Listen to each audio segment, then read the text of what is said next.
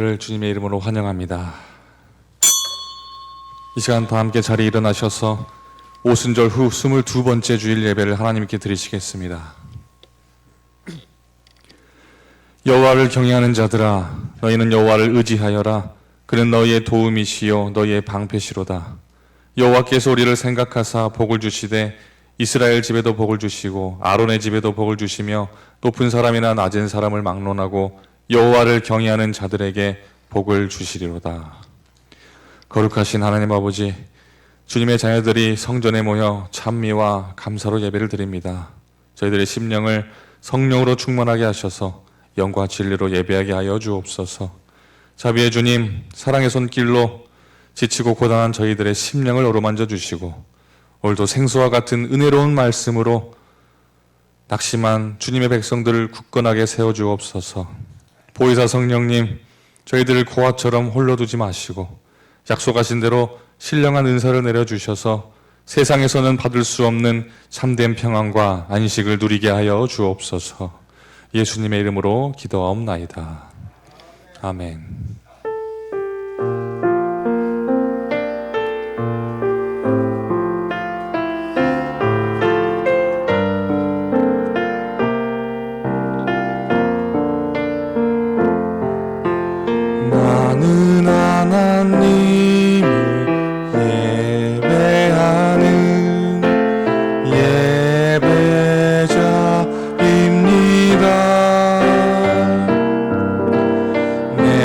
서 있는 곳 어디서나 하나님을 예배합니다.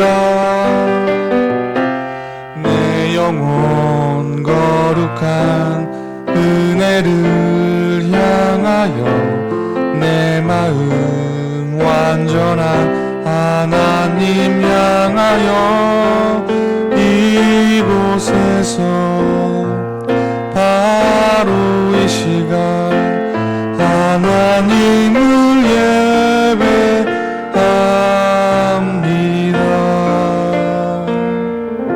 다 함께 자리에 앉으셔서 참회 기도를 드리시겠습니다. 한없는 사랑으로 우리의 허물과 죄를 덮어주시는 하나님 아버지, 그 사랑과 은총에 부응하지 못하고 저희들 지난 한 주간도 온갖 죄악에 묻혀 살았음을 이 시간 고백합니다. 신앙생활을 시작한 지는 오래되었지만 믿음의 뿌리를 깊이 내리지는 못했습니다. 매주일 하나님의 말씀을 들어서 성경의 지식은 쌓았지만 그것을 생활 속에 실천하며 살지 못했음을 고백합니다. 신앙의 연륜이 더해갈수록 심령은 완고해져 가고 다른 사람을 판단하기도 하였습니다.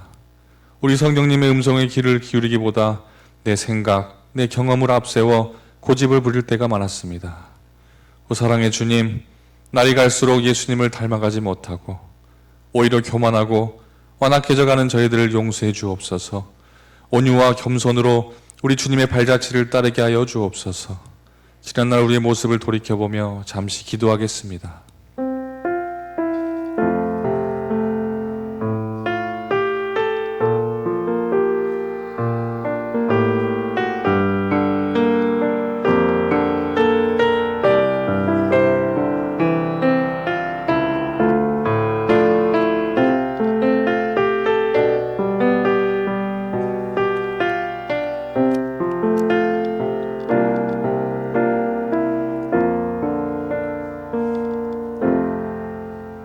사죄와 새 생명의 기쁜 소식을 들으십시오.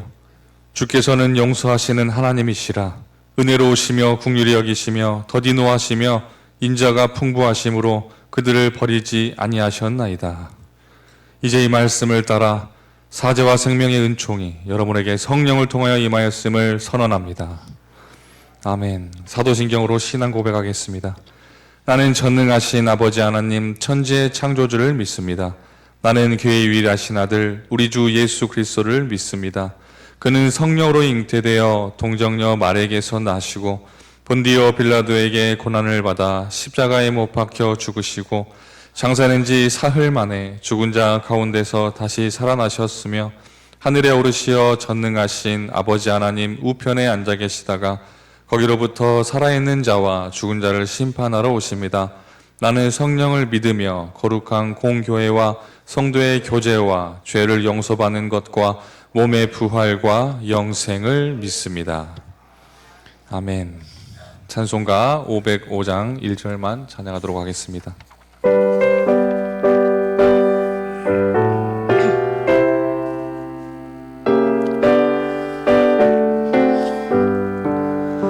온 세상 위하여 나 복음 전하리.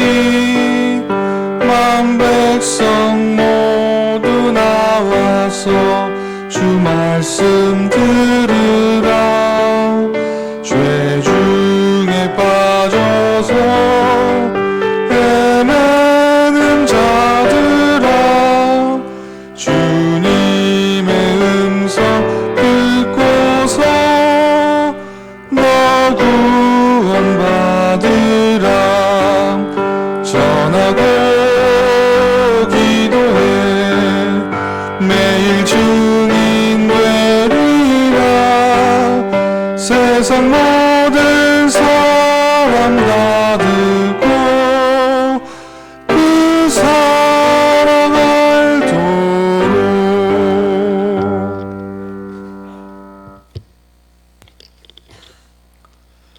환난 날에 우리를 건지시어 예배하게 하시는 하나님 아버지, 11월 첫 주일 하나님을 예배할 수 있도록 불러주시니 감사를 드립니다. 영광 찬송 존귀를 받으시옵소서. 우리가 하나님 아버지를 찾기 전에 먼저 우리를 찾아주시고 귀하고 복된 자로 인도해 주셔서 감사드립니다. 오늘도 역사하시는 하나님 아버지, 지난 한 주간도 코로나19 속에서도 은혜 안에 지켜주심을 감사드립니다. 한 주를 돌아볼 때 말씀 안에 살지 못한 것, 이 시간 주님 앞에 회개하오니 용서하여 주시고 예수님의 보혈로 깨끗하게 씻어 주시옵소서. 택한 백성들과 대한민국을 지켜 주시옵소서. 기도 올리는 주의 백성들의 기도를 들어주시고 수고하시는 의료진들과 방역당국의 관계자들을 지켜주시고 온 국민들의 힘을 모아 코로나19를 잘 이겨나갈 수 있도록 은혜를 베풀어 주시옵소서. 주의 백성을 통하여 주로 백신을 허락하여 주시고 하나님께서 우리 대한민국의 역사하심을 친히 보여주시옵소서. 한국교회 모두가 협력하여 지금의 어려움을 함께 기도하며 잘 극복하게 하시고 코로나19의 어려움 속에서도 우리가 구별된 신앙생활을 할 수 있도록 은혜를 내려 주시옵소서. 이 시간 귀한 성전에 나와 예배드리는 우리 성도와 가정에서 영상으로 예배드리는 성도들 기억하여 주시고 굳건한 믿음을 지킬 수 있도록 성령 하나님 강하게 역사하여 주시옵소서. 우리 중간교회에 속한 모든 성도들을 기억하여 주시고 직장, 사업장, 가정에 축복하여 주시옵소서. 오늘 또 단위에 세우신 귀한 목사님 성령의 강한 불로 붙잡아 주시고 말씀을 주실 때 은혜 받는 시간 되게 하시고 새로운 힘을 공급하여 주시옵소서. 예배의 시종을 주님께 의탁하옵고 예수님의 이름으로 간절히 기도 올려옵나이다. 아멘.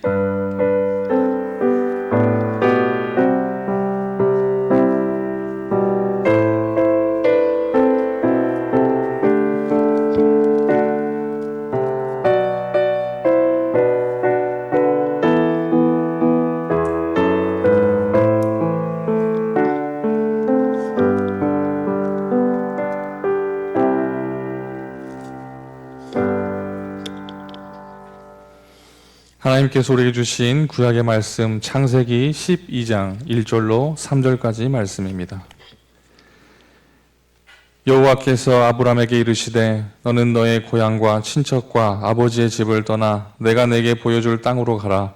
내가 너로 큰 민족을 이루고 내게 복을 주어 내 이름을 창대하게 하리니 너는 복이 될지라.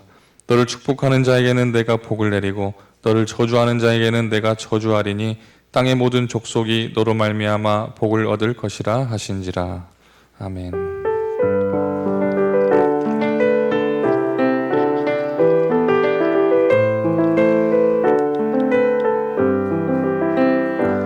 시작의 말씀 갈라디아서 6장 6절로 10절까지 말씀입니다. 가르침을 받는 자는 말씀을 가르치는 자와 모든 좋은 것을 함께 하라. 스스로 속이지 말라. 하나님은 업신여김을 받지 아니하시나니 사람이 무엇으로 심든지 그대로 거두리라.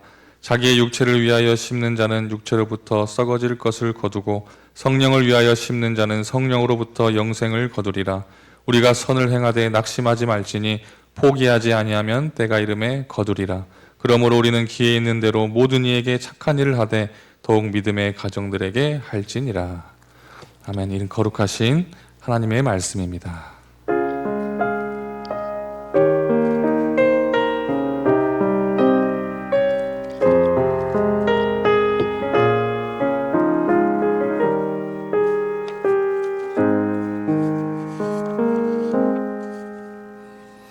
할렐루야.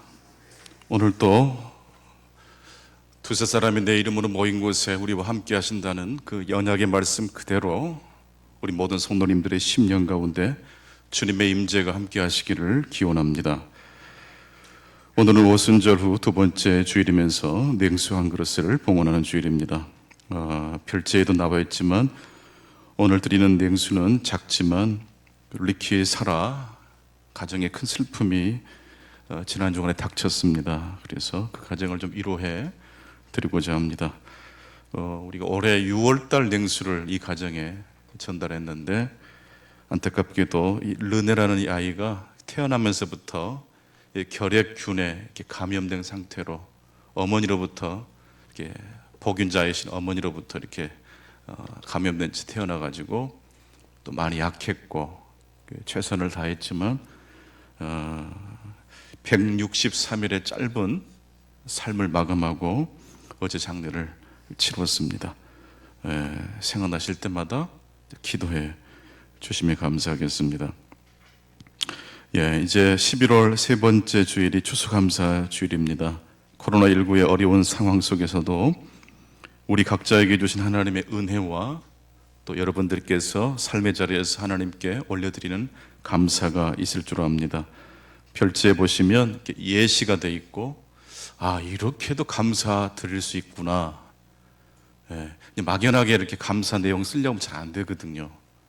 그런데 이렇게 예문을 보시면 병원 갈 수 있는 것도 감사할 제목이 되네.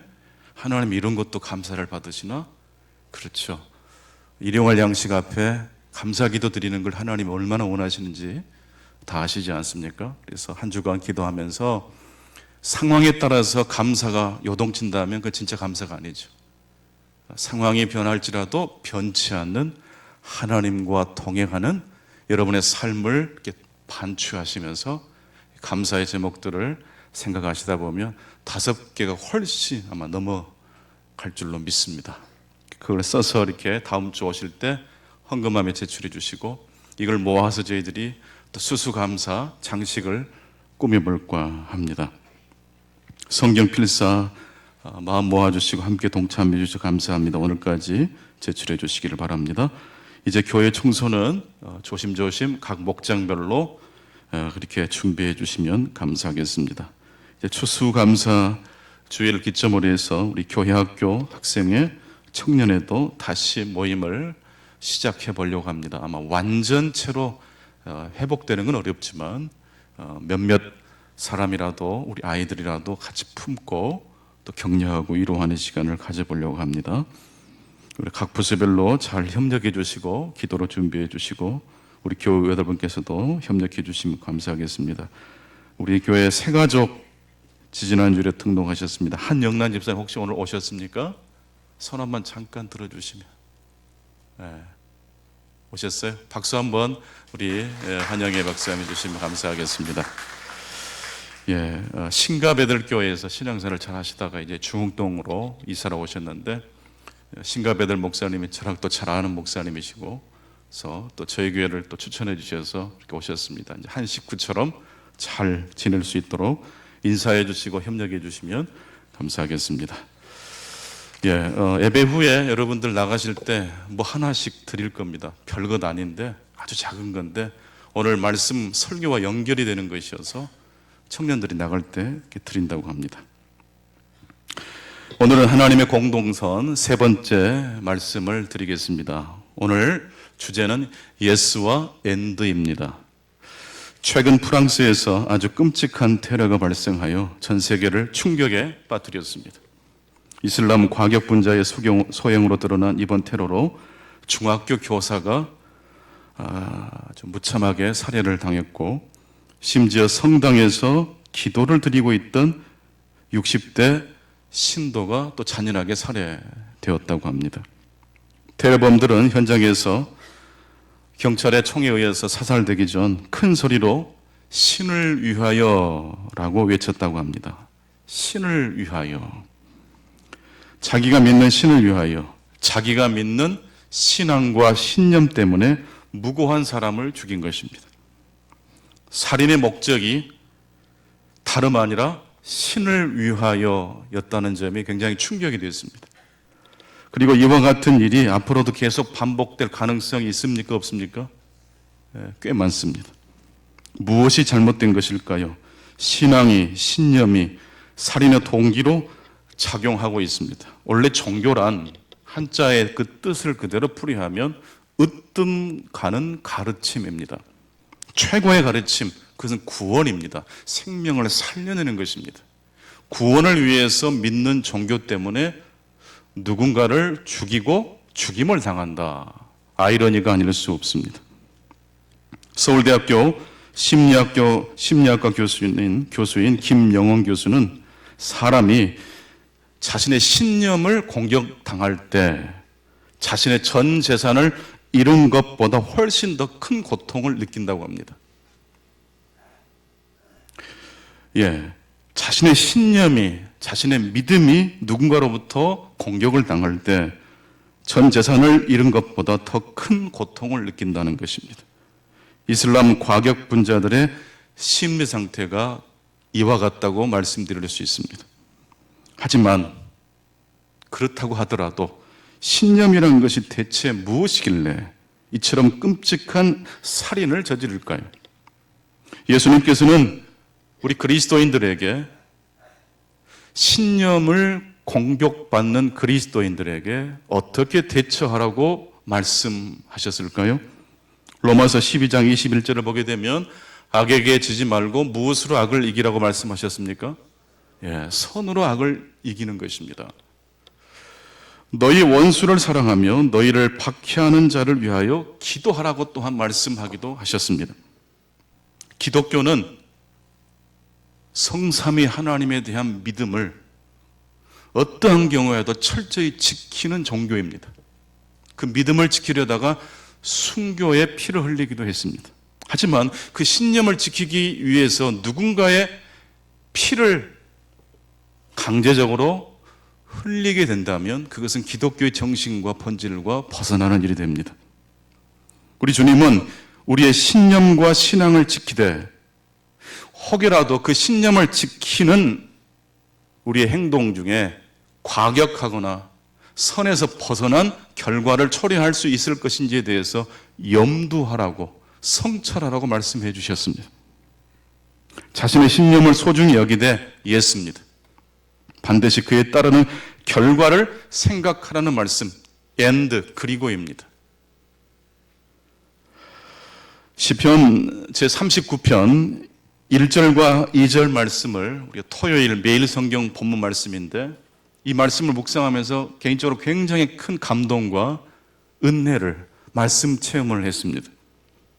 내가 말하기를 나의 행위를 조심하여 내 혀로 범죄하지 아니하리니 악인이 내 앞에 있을 때에 내가 내 입에 재갈을 먹이리라 하였도다. 내가 잠잠하여 선한 말도 하지 아니하니 나의 근심이 더 심하도다. 시인은 지금 굉장히 큰 역경과 공경에 처해 있습니다. 자신의 믿음을 흔들고 공격하는 원수가 있었습니다. 하지만 시인은 악인이 자기 앞에 있을 때조차도 입을 열지 않습니다. 무고한 자신에 대하여 항변하지 않습니다. 입을 닫고 있습니다. 침묵하고 있습니다. 왜 침묵하고 있을까요? 인내하는 시간입니다. 예수 노로 자신의 신념을 주장할 수도 있지만 예수 노를 하기 전에 이 시인은 엔드를 선택하고 있습니다. 그리고 이 일을 통해서 하나님이 무엇을 말씀하시는지를 듣고자 했던 것입니다. 내가 잠잠하여 선한 말도 하지 아니하니 그 결과 시인의 마음이 근심이 더해졌다고 말씀하고 있습니다. 말을 하지 못해서 이렇게 속에서 얼마나 답답함이 채올랐으면 그런 고통을 이야기하겠습니까? 또한 시편 39편 9절과 12절에 보게 되면 두 번째로 시인이 침묵하는 장면이 납니다. 내가 잠잠하고 입을 열지 아니하면 9절입니다. 주께서 이를 뭐하신 까닭이라? 행하신 까닭이라. 첫 번째 침묵은 인내하는 침묵이라면 두 번째 침묵은 적극적인 침묵입니다. 누가 내가 침묵할 때 내 삶을 헤아리신다는 것을 신뢰했다는 뜻입니까? 하나님이 내가 침묵하고 있다는 것을 아신다는 믿음을 가지고 침묵하는 것입니다.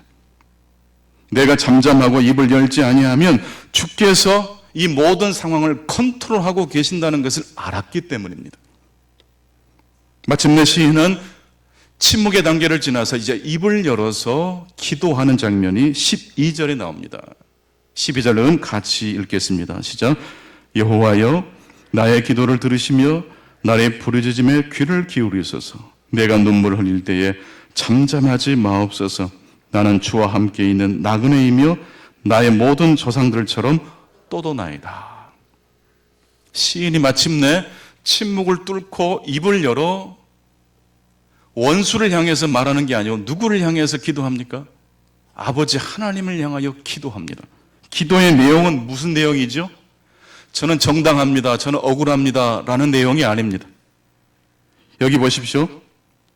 하나님께서 내 기도를 들으시고 나의 부르짖음에 귀를 기울여 주시옵소서. 내가 눈물을 흘릴 때에 잠잠하지 마옵소서. 그리고 그 다음 내용이 중요합니다. 나는 누구와 함께 나그네라고 말을 하고 있습니까?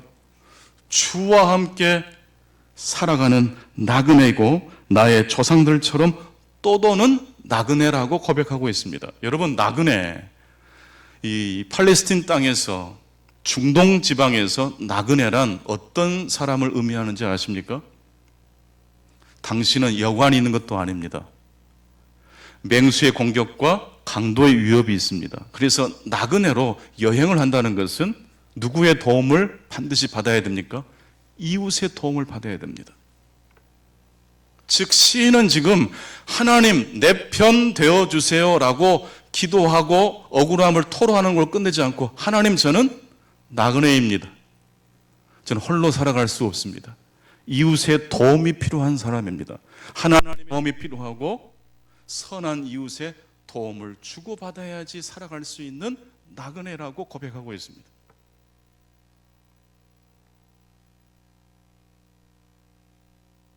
시인은 처음에는 인내했습니다. 그리고 두 번째는 하나님을 신뢰했기 때문에 다시 한번 침묵했습니다. 그리고 마침내 시인은 입을 열어 하나님께 기도합니다. 그 기도의 내용은 무엇입니까? 하나님의 공동선에 대한 고백이었습니다. 하늘과 땅이 시줄과 날줄이 되어서 이 세상을 아름답게 합니다. 그 외에도 시줄과 날줄이 엮어져서 이 하나님 나라가 운영됩니다. 나그네는 선한 이웃의 환대를 통해서만이 살 수 있는 존재입니다. 우리는 오늘도 하나님의 도우심이 없이는 살 수 없는 그러한 가난한 인생임을 고백하지 않을 수 없습니다. 복음이란 공동선입니다. 하나님의 나라가 바로 복음인데 그 하나님의 나라의 운영 원칙은 윈윈입니다. 그래서 창세기 1장 31절에 보게 되면 하나님께서 태초에 천지 만물을 다 창조하신 다음에 보시기에 심히 좋았더라라고 말씀하십니다. 시절과 날줄이 되어서 서로가 엮어지고 조화를 이루는 그 모습이 선이라고 말씀하고 있습니다. 오늘 말씀의 제목은 하나님의 공동선 예스와 엔드입니다. 하나님의 공동선은 예스와 엔드라는 시줄과 날줄로 구성되는 나라라는 말씀입니다.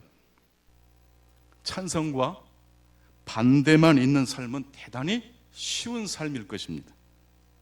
이분법, 그저 선한 편과 나쁜 편으로 나누어 생각하면 됩니다.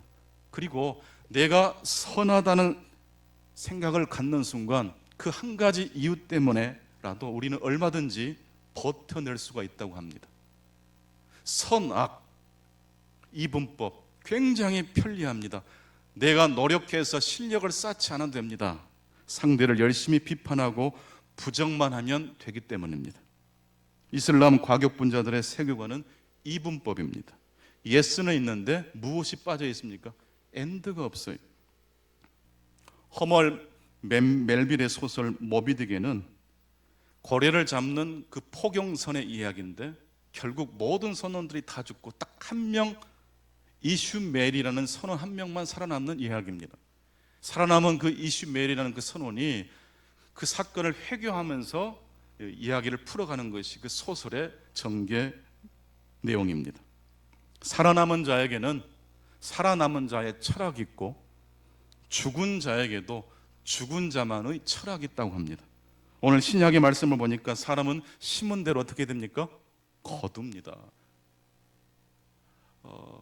하나님의 영광을 위하여 심는 자는 영원히 죽지 않은 영생을 거두어들게 될 것입니다. 자아에 대하여 하나님 없이 독립하는 마음으로 아무리 지능이 똑똑하고 선하고 아름다운 것으로 포장해도 하나님은 속일 수 없습니다. 우리의 마음의 중심이 어느 방향을 가리키고 있는지를 하나님 앞에 속일 수 없습니다. 육체를 위하여 심는지 성령을 위하여 심는지 공동선을 위한 선의 지향인지 내 자신만의 신념을 위한 엔드가 빠진 예스만 있는 씨뿌림인지 누구 앞에서는 속일 수 없어요? 하나님 앞엔 속일 수 없고 뿌린 대로 거두게 된다는 말씀을 오늘 갈라디아서 6장 7절로 8절 말씀은 말씀하고 있습니다. 이 모비딕의 그 중요한 장면 중에 이 에이헤브라는 이 선장이 모비딕 이 하얀 흰 고래 향유교류에게 이 다리가 잘려나가서 그때부터 정신이 나가버린 사람이고 고래 기름을 얻어서 등독히고 사회 발전을 위해서 고래를 잡는 이 포경성의 목적은 다 잊어버리고 오로지 원수를 갚는 것으로만 마음과 육체가 함몰돼 버린 사람입니다. 그 광기를 스타벅이라는 1등 항해사가 발견하고 선장을 찾아갑니다. 선장실로. 그리고는 권면을 하죠. 지금 배에 기름이 셉니다. 빨리 정박해서 창고를 기름 창고를 수리하지 않으면 1년 동안 저희들이 고래를 잡는 것보다 훨씬 더 많은 손해를 입게 됩니다. 이때 에이앱의 선장이 말을 합니다. 이것 때문에 배를 멈추면 모비딕은 언제 잡냐고. 지금 중요한 시기인데. 이때 스타벅이라는 1등 항해사가 이 선장이 미쳤다는 걸 압니다. 그리고는 눈을 부릅뜨고 그 선장을 향해서 이글거리는 눈을 가지고 말을 합니다. 선장님, 에이에브 선장님, 에이에브는 누구를 경계해야 합니까? 에이에브 자신을 경계해야 합니다. 자신을 조심하십시오. 예스만 있고 엔드가 빠진 삶을 조심하십시오라고 권면을 합니다. 이때 선장이 총을 뽑아가지고 스타벅 항해사를 쏘아 죽이려고 하다가 이 스타벅의 태도가 워낙 진지하고 강력했기 때문에 총을 뽑지 않고 항해사의 말대로 배를 정박하고 창고를 수리합니다. 그리고 에이앱의 선장의 삶이 회심이 되면 좋았는데 그 뒤로도 변화되지 않습니다. 모비딕 자신의 자리를 잡아먹은 그 고리에 대한 복수심을 불태우고 계속 전진합니다. 에이앱의 선장이 조심해야 될 것은 선악의 이분법이었습니다. 에이앱의 선장의 신념 때문에 그 배의 모든 선원이 죽었습니다. 하지만 딱 한 명, 이슈멜, 살아남은 그 이슈멜에게는 선악의 이분법 외에 다른 한 가지가 있었기 때문에 살아날 수 있었다고 합니다. 포경선 피코도호를 타기 전 이슈멜은 여관방이 부족해 이방인 퀵쾌그라는 한 아주 태평양 어느 연안의 그 섬에서 살던 그 식인 문화도 있었던, 그래서 좀 가까이 하긴 너무 두려웠던 한 사람과 같이 한 방을 쓰게 됩니다. 온몸에 문신이 새겨져 있는 그의 모습을 보고 이슈멜은 공포를 느꼈지만 퀵쾌그라는 이 사람은 이슈멜에게 자신이 알고 있는 모든 것들을 나누고 격려해주고 위로해줍니다. 두 사람은 금방 친밀해졌고 단짝 친구가 됩니다. 그리고 포경선이 침몰할 때 퀵쾌그라는 이 원주민이 자신의 죽음을 대비해서 미리 만들어 놓은 이 관을 이슈멜이 붙잡고 바닷속에 잠겼다가 구사일생으로 살아남습니다. 결국 이슈멜이 왜 살아남은 것이었습니까? 이렇게 문장으로 설명할 수 있겠습니다. 이방인 퀵쾌그와의 우정, 즉 퀵쾌그와 맞잡은 손이 이슈멜을 살려냈던 것입니다. 여러분, 이슈멜 어디서 많이 들어봤던 이름 같지 않습니까? 이스마엘이라는 의미입니다. 이 모비딕의 그 첫 문장은 이렇게 시작됩니다. 내 이름은 이슈멜이라고 해두자. 내 이름을 이슈멜이라고 불러다오. 원래 첫 문장은 가장 먼저 쓰는 문장이 아니고 가장 나중에 쓰는 문장입니다.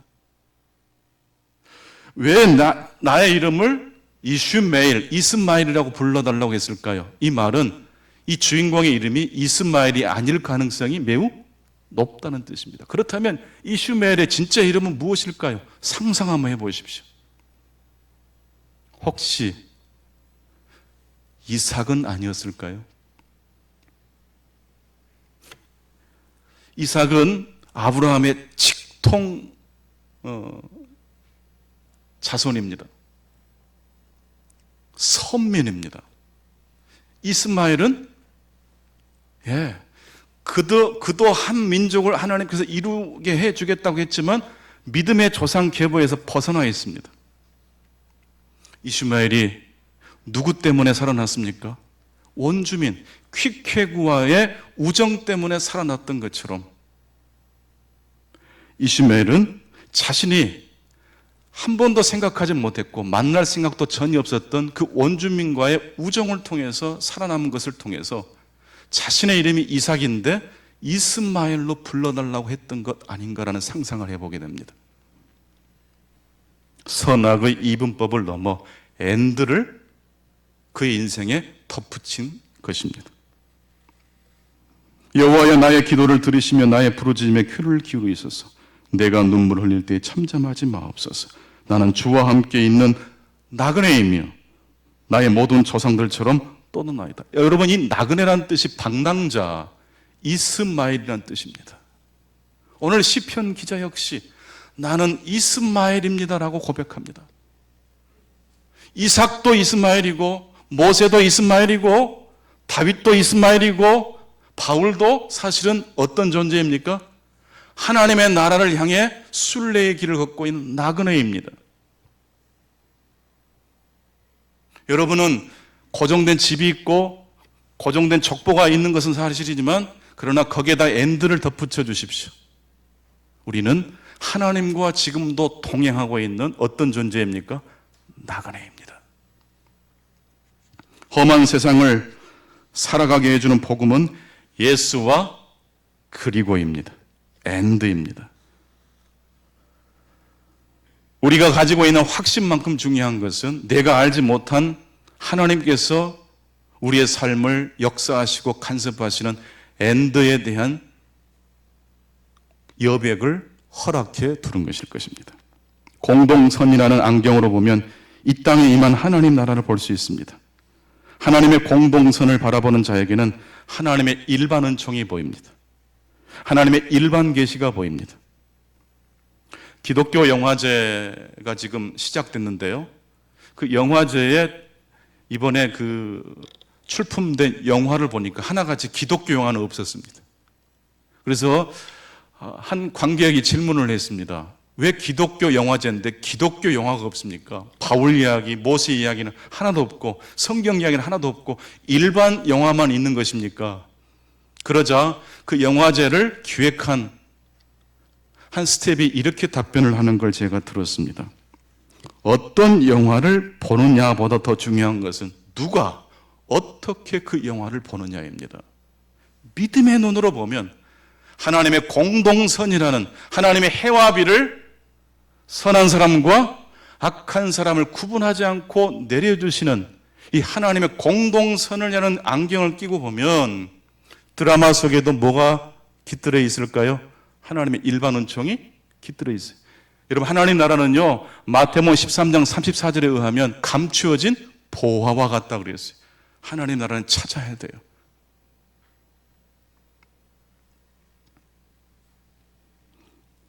알사탕이라는 백희나 작가의 짧은 동화 이야기를 마지막으로 좀 하고 말씀을 맺겠습니다. 이 그림책, 어린이 그림책을 그리는 작가에게 주는 노벨상 같은 상이 있다고 하는데 이 백희나 작가가 최근에 그 상을 받으셨더라고요. 이분은 그림을 그려서 그림책을 만드는 게 아니고 점토같이 직접 인형들을 만들어서 그걸 사진을 찍어서 그림책을 만드는데, 우리 성도님들 혹시 이 백희나 작가의 그림책 아마 들어보신 분도 계시, 구름빵 같은 그림책 아마 손주들에게 선물해 주면 되게 좋아할 겁니다. 달 샤베트. 박상복 권사님 아세요? 이제 알아놓고 계셔야 돼. 이 안사탕의 내용은 동동이라는 한 어린이가 혼자서 쓸쓸하게 노는 것으로부터 시작됩니다. 혼자 노는 것을 동동이는 그렇게 싫어하지 않았습니다. 어느 날 새 구슬이 필요해 문방구로 가는 도중에 동동이의 시선에 다른 친구들이 보입니다. 나도 끼워줘라는 말을 하고 싶은데 도무지 용기가 나지 않아서 말을 못합니다. 친구들이 동동아 같이 놀자라는 말을 해주기를 기다리고 있었습니다. 문방구에 도착한 동동이의 시선에 신기한 구슬, 이상한 구슬이 보였습니다. 구슬치기 하는 구슬이 아니라 먹는 구슬이었습니다. 가게 할아버지는 이건 알사탕인데 아주 달아. 한번 맛보렴. 그래서 동동이는 알사탕을 사서 집으로 돌아갔습니다. 알사탕 하나를 입안에 넣어보았습니다. 그러자 갑자기 거실에서 이상한 소리가 들려옵니다. 쇼파가 하는 소리가 들려옵니다. 여러분 가정에도 쇼파가 있죠? 우리의 몸무게를 지탱해 주느라 얼마나 고생을 많이 하는지 몰라요. 쇼파가 하는 소리를 알사탕을 먹자마자 들려옵니다. 입안에 사탕이 다 녹으면 그 목소리도 사라집니다. 이번엔 온종일 동동이의 손에 끌려다니던 늙은 개 구슬이의 속사정이 들려옵니다. 너무 힘들다고. 그만 좀 목줄을 끌으라고. 목줄 좀 풀어달라고. 그래서 동동이는 구슬이의 속사정을 듣고 구슬이가 부탁한 대로 목줄을 풀어줍니다. 그리고 한참 놀고 있는데 사탕이 다 녹았습니다. 이번에는 아빠가 들어오셨습니다. 아빠가 들어오면 동동이는 좀 긴장이 됩니다. 왜냐하면 아빠는 눈만 마주치면 잔소리를 퍼붓기 때문입니다. 숙제했니? 장난감 치워라. 손은 닦았니?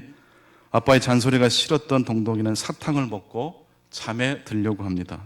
이번에는 아빠의 수염을 닮은 사탕입니다.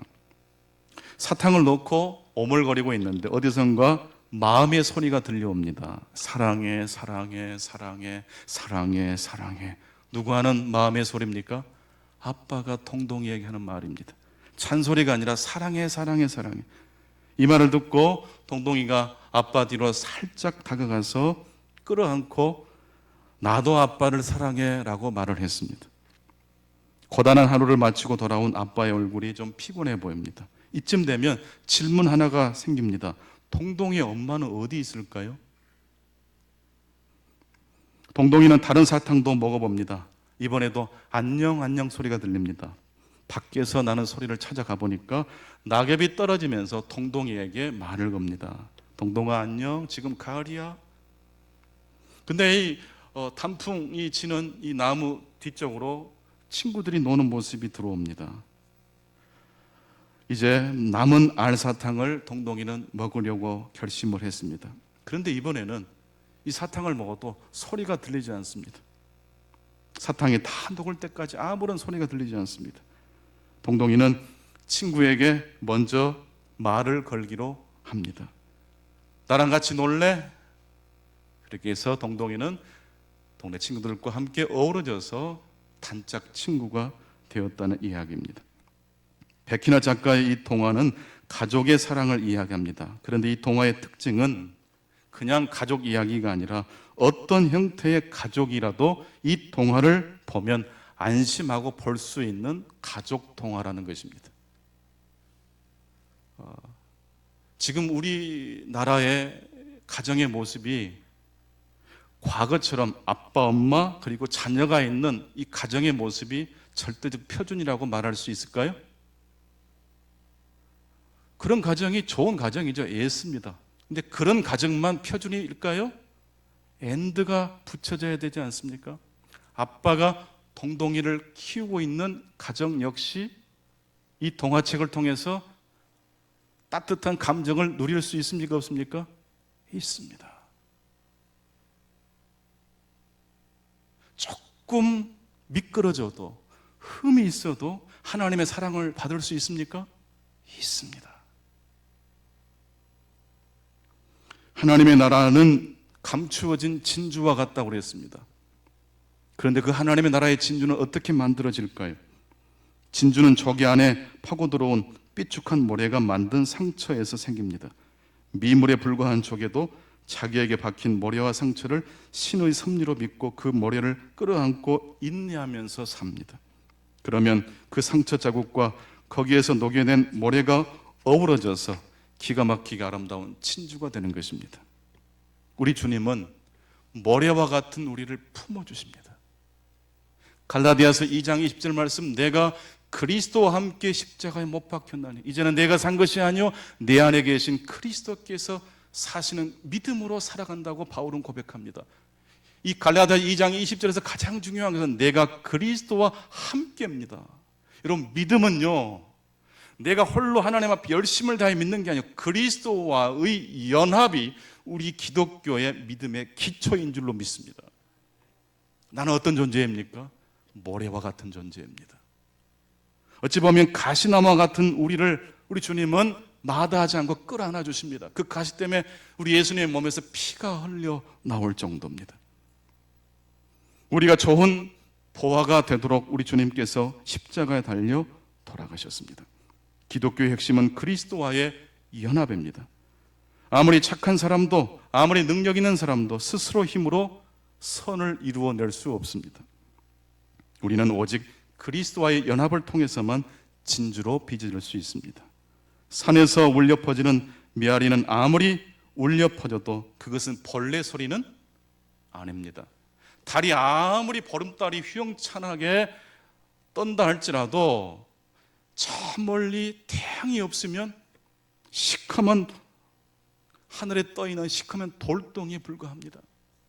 우리가 아무리 발버둥을 쳐도 하나님의 은혜의 빛이 비추실 때에 그 하나님의 은혜를 우리가 반사할 때만이 우리는 하나님의 형상으로 회복될 줄로 믿습니다. 갈뱅에게 어떤 신도가 상담을 해왔습니다. 갈뱅 선생님, 제가 평상시 도움을 준 어떤 사람이 있는데 아무리 도움을 줘도 고마워할 줄을 모릅니다. 심지어 그 사람은 저를 뒤에서 험담하기까지 합니다. 제가 그래도 그 사람을 도와야 합니까? 이때 칼빈 선생은 그렇게 대답을 했습니다. 그런 사람이라도 계속 도와주는 것이 마땅합니다. 그 사람은 설사 은혜를 잊어버렸다 해도 당신이 주었던 빵을 먹는 그 사람의 배만큼은 하나님께 당신에게 복을 주도록 호소할 것입니다. 악에게 지지 말고 선으로 악을 이기십시오. 우리를 핍박하는 자를 위해서 기도하십시오. 내가 원하고 추구하는 것에 대하여 예스 하실 수 있기 바랍니다. 그리고 그것을 뛰어넘어 모래를 끌어안고 가시와 같은 우리를 끌어안고 진주로 변화시켜 가시는 하나님의 엔드의 시간을 믿음의 눈으로 바라보시고 붙들고 나가실 수 있기를 축원합니다. 복음이라는 알사탕을 먹으면 들려오는 소리가 있습니다. 성령을 위하여 씨를 심는 자에게는 영원히 꺼지지 않고 없어지지 않는 영생을 거두게 될 것이다. 자기 육체를 위하여 심는 자는 아무리 화려해 보일지라도 하나님을 속일 수 없다. 여러분, 우리의 삶에 하나님의 복음이 필요합니다. 그 복음은 두 가지입니다. 예스와 엔드입니다. 오늘 예배 시간을 마치시고 나가실 때 알사탕을 받아들이시고 바로 그냥 드시지 마시고 한번 보십시오. 그리고 오늘 하루 종일 사탕을 오물오물 하듯이 들으신 말씀을 묵상하실 수 있기를 축원합니다. 기도하겠습니다. 주님, 감사합니다. 오늘도 우리들을 주의 전으로 불러주시고 모래와 같고 아직도 여전히 가시와 같은 존재이지만 우리를 끌어안아 주시고 아름다운 진주로 피정하여 주신 것을 감사합니다. 나의 나된 것은 하나님의 은혜라고 바울이 고백했던 것처럼 우리 역시 날마다 그리스도와의 연합을 통하여 믿음으로 살아갈 수 있도록 도와주옵소서. 인내할 수 있게 하시고 하나님께서 모든 것들을 협력해서 선으로 이루신다는 그 믿음을 가지고 긍정적인 침묵을 넘어 입을 열어 하나님과 동행하는 나그네라는 고백을 하는 모두의 윈윈을 위하여 공동선을 위하여 지음받은 그 목적을 향하여 살아갈 수 있도록 주여 우리 한 사람 한 사람을 인도하시고 축복해 주옵소서. 예수 그리스도 이름으로 기도하옵나이다. 아멘.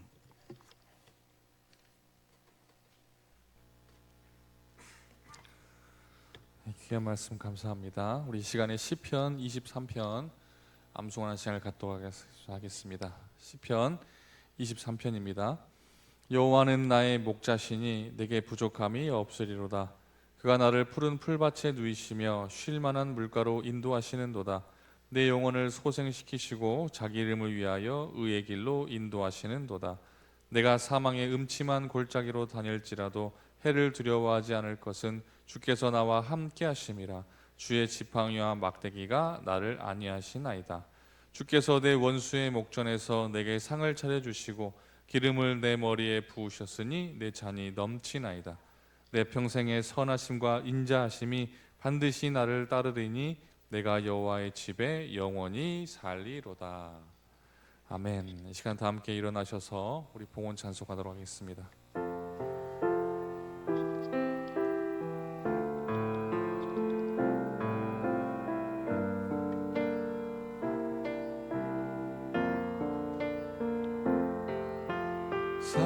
사랑의 나눔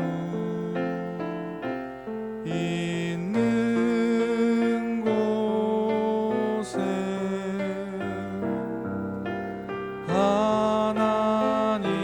하나님께서 계시도다.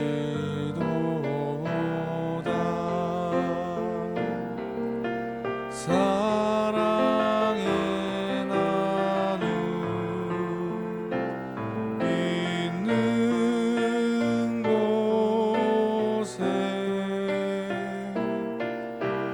하나님께서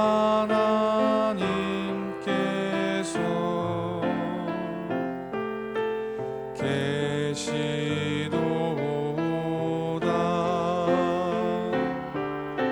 사랑의 나눔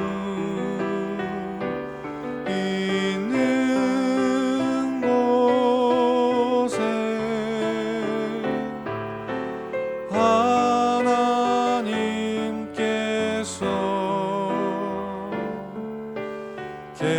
계시도다.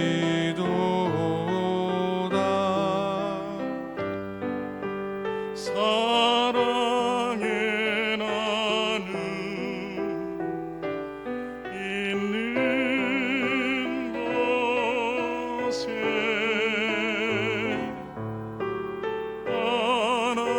나눔 있는 곳에 하나님께서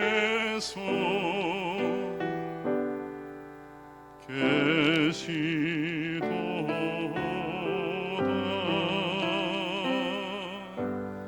우리 모두 가슴에 두 손을 모으시겠습니다. 세상의 기준을 받아들이시지만 때로는 그것을 초월하셔서 신명막측하신 방법으로 우리의 삶을 살펴주시고 도와주신 아버지 하나님 감사합니다. 우리의 이해를 넘어서는 내가 이해할 수 없는 혼돈의 상황이 닥칠지라도 코로나19가 우리의 삶에 많은 것들을 빼앗아갔다 할지라도 오히려 그러기 때문에 더 본질이 분명하게 또렷이 우리의 눈에 보이게 해 주시옵소서. 세계가 다 하나로 연결되어 있습니다. 그러나 그 전부터 이미 우리는 주와 함께 살아가는 나그네 인생입니다. 홀로 씩씩하게 살아갈 수 없습니다. 상호 의존을 통해서 살도록 하나님께서 우리를 처음부터 지으셨기 때문입니다.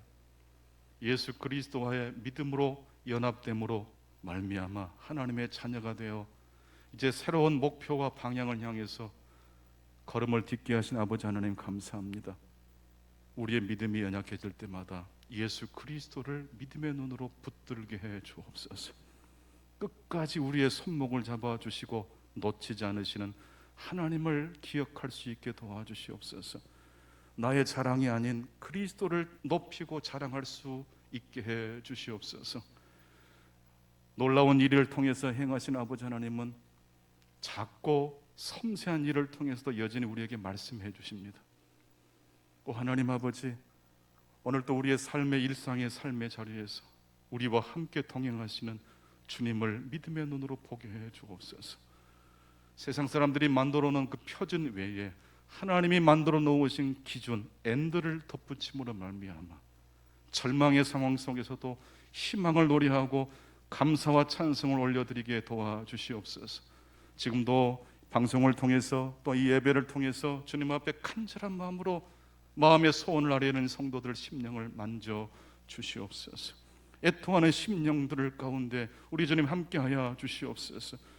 우리의 힘이 아닌 아버지 하나님의 은혜와 자비로 우리를 품어 주시옵소서. 이제 추수감사절이 다가옵니다. 이미 우리에게 놀라운 복음의 은총을 부어주신 아버지 하나님, 영생의 소망을 가지고 나그네 인생길 넘어지더라도 다시 일어나게 하시고 번향을 향해서 우리 모두 손을 잡고 어깨를 걸고 상호 공존하며 상부상주하며 서로의 짐을 져주면서 아름다운 믿음의 공동체를 이루어갈 수 있도록 도와주옵소서. 우리 가정에 평화를 주시옵시고 우리의 일터에 평화를 주시고 감당할 수 있도록 하나님께서 지혜와 능력을 부어 주시옵소서. 마음을 담아 예물을 드립니다. 받아 주시옵소서. 슬픔을 당한 리키 사라 가정도 하나님 위로하시고 그 슬픔을 위로하기 위하여 마음을 모아주신 모든 이들도 하나님 축복해 주시옵소서. 하나님의 나라를 지나치는 법이 없도록 도와주시고 우리에게 내 주변에 내가 할 수 있는, 내가 컨트롤할 수 있는 그 작은 일을 놓치지 않고 냉수 한 그릇도 흘려보낼 수 있는 그런 마음이 되게 해 주옵소서. 지금은 우리 주 예수 그리스도의 은혜와 하나님 아버지의 놀라우신 사랑하심과 성령님의 교통하심이 오늘 또 하나님의 공동선 예스와 엔드의 비밀을 붙잡고 이 세상 속에 이미 일하고 계신 하나님의 나라를 보게 하시고 나를 진주로 빚어가시는 하나님의 손길을 체험하는 한 주간의 삶이 되기를 바라시는 모든 성도들 가운데 지금부터 영원토록 함께 하시기를 간절히 축원하옵나이다. 아멘.